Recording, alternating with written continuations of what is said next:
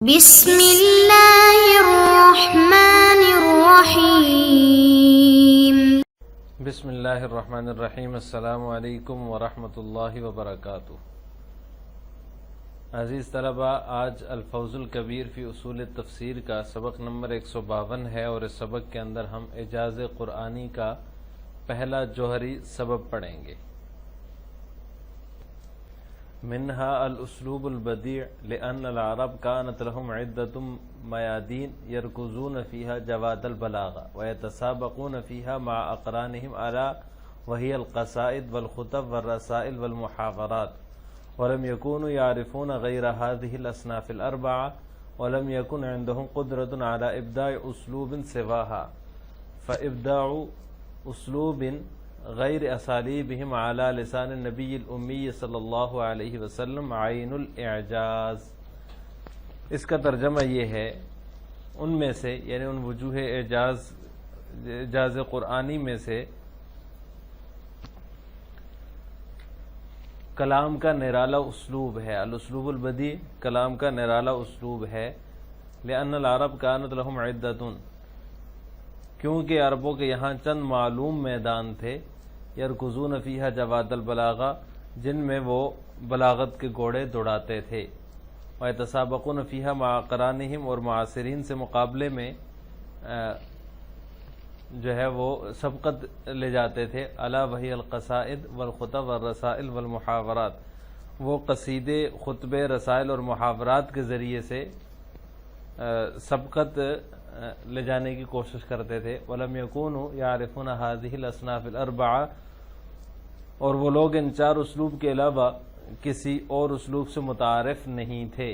وَلَمْ يَكُنْ عِنْدَهُمْ قُدْرَةٌ عَلَى إِبْدَاعِ أُسْلُوبٍ سِوَاهَا، اور نہ ہی اس کے یعنی اس پانچویں اسلوب کے ایجاد پر وہ قدرت رکھتے تھے۔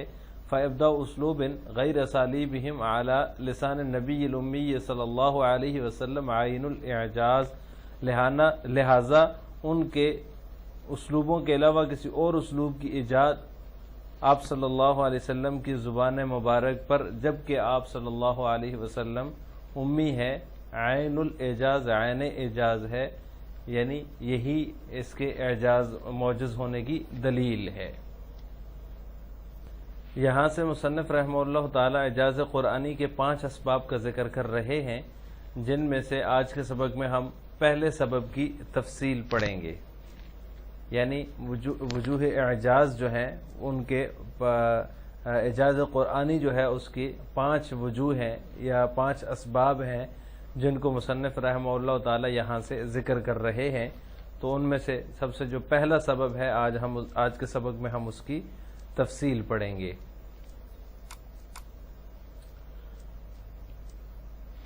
علی لسان النبی الامی، امی کا لغوی معنی ام القری یعنی مکہ والا بھی ہو سکتا ہے، امت والا بھی اس کا معنی ہو سکتا ہے، اور اگر یعنی ماں کی طرف نسبت ہو تو ماں والا بھی اس کا ترجمہ ہو سکتا ہے۔ یہ تینوں ترجمے اس کے ہو سکتے ہیں۔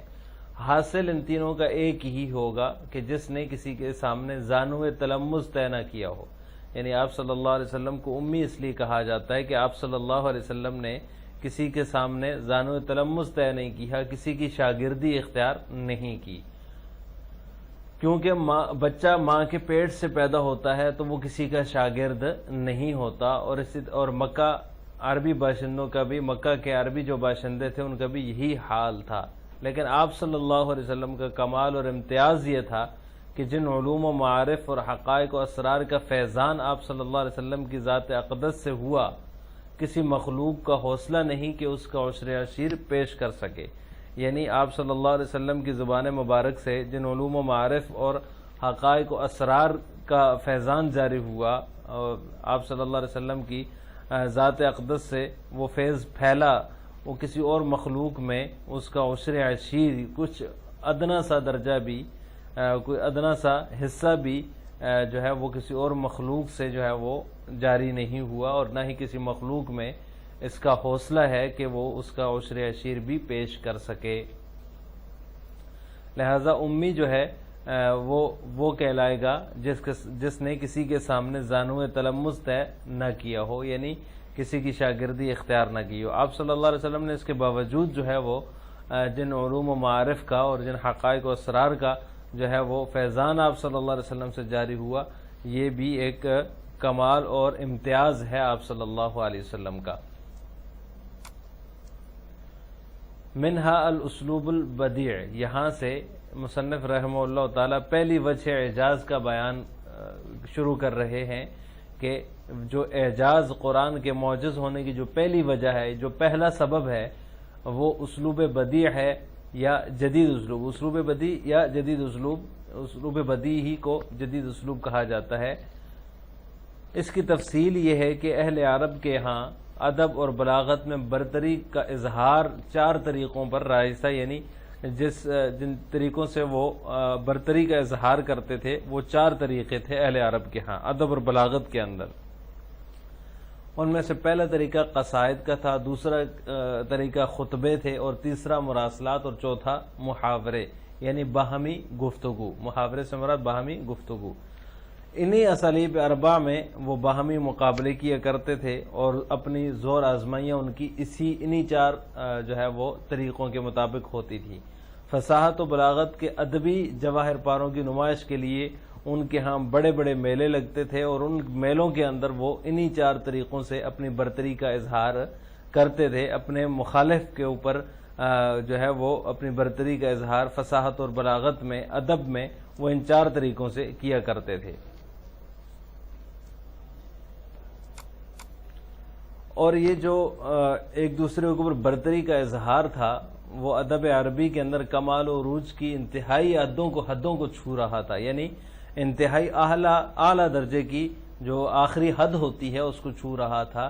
ادب عربی کے اندر ان کو اتنا کمال اور عروج حاصل تھا کہ ادیب جو ہوتا تھا وہ اپنے زور ادب سے قوموں میں انقلاب برپا کر دیتا تھا، اور جو سیف و سنان کا جو زور ہے اس کو ماند کر دیتا تھا، یعنی اس کے سامنے جو سیف و سنان جو طاقت ہے وہ بھی ماند پڑ جاتی تھی.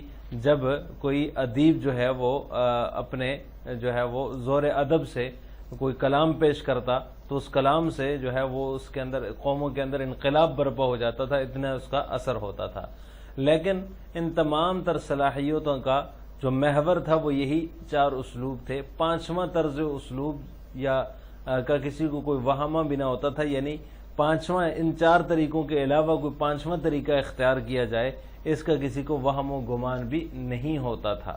یعنی جتنا بھی وہ زور لگا لیتے اور جتنا بھی اس سے انقلاب برپا ہوتا تھا اور جو کچھ بھی ہوتا تھا وہ صرف ان 4 طریقوں کے اندر ہی ہوتا تھا. ادیب ان 4 طریقوں سے باہر نہیں جاتا تھا. ان حالات کے اندر نبی امی صلی اللہ علیہ وسلم کی جانب سے نادر اسلوب کا پیش ہونا یقیناً حیرت انگیز اور تعجب خیز ہے. یعنی جب یہ حالات تھے کہ ان 4 طریقوں سے باہر کوئی ادیب نہیں جا سکتا تھا، اور ان 4 طریقوں کے اندر اتنا جو ہے وہ ایک انقلابی تاثیر ہوتی تھی کہ وہ ادیب جو ہے وہ اپنے زور ادب سے قوموں میں انقلاب برپا کر دیتا تھا، اور اس کے سامنے جو سیف و سنان یعنی جو طاقت ہوتی تھی وہ بھی ماند پڑ جاتی تھی، جو کہ مادی طاقت ہوتی تھی، اسلحے کی طاقت ہوتی تھی، وہ ماند پڑ جاتی تھی. تو ان حالات کے اندر آپ صلی اللہ علیہ وسلم نے ان 4 اسالیب سے ہٹ کر ایک 5واں اسلوب اختیار کیا اور 5واں اسلوب پیش کیا جو یقیناً باعث حیرت اور تعجب خیز ہے. یہ اسلوب جو ہے اللہ تعالیٰ نے قرآن کریم کے اندر اختیار فرمایا، اور اللہ تعالیٰ نے قرآن کریم آپ صلی اللہ علیہ وسلم کی ذات اقدس پر نازل فرمایا. تو یقیناً یہ جو اسلوب ہے یہ اس سے عرب ناآشنا تھے اور ان کو اس کا پتہ نہیں تھا. تو لہٰذا اس کے سمجھنے سے جو مادہ پرست عقلیں ہیں وہ قاصر ہیں، اور نظیر پیش کرنے سے، اس کی مثل پیش کرنے سے قلوب و اذہان عاجز اور بے بس ہیں. یعنی جو ہے وہ اس کے سمجھنے سے جو مادیت پرست عقلیں ہیں، جن کی عقل کے اندر مادیت پرستی ہے، وہ اس کو سمجھنے سے قاصر ہیں. یہ 5واں اسلوب جو اللہ تعالیٰ نے اپنے کلام میں نازل فرمایا اس کو سمجھنے سے قاصر ہیں، اور اس کی نظیر پیش کرنے سے قلوب و اذہان عاجز اور بے بس ہیں. تو آج کے سبق کا خلاصہ یہ ہوا کہ ہم نے اعجاز قرآنی کے اسباب میں سے پہلے سبب جدید اسلوب کی تفصیل پڑھی ہے، یعنی جو جدید اسلوب قرآن کریم نے اختیار کیا ہے وہ اس کے اعجاز کی پہلی وجہ اور پہلا سبب ہے. اس کی تفصیل ہم نے آج کے سبق میں پڑھی ہے. آخر میں آپ سے 2 سوال ہیں. پہلا سوال یہ ہے کہ اعجاز قرآنی کا پہلا سبب کیا ہے؟ اس کا جواب آپ نے کمنٹ باکس میں دینا ہے. نمبر 2، اہل عرب کے ہاں ادب اور بلاغت میں برتری کے اظہار کے کتنے طریقے رائج تھے؟ ان کا نام آپ نے کمنٹ باکس میں بتانا ہے. السلام علیکم ورحمۃ اللہ وبرکاتہ.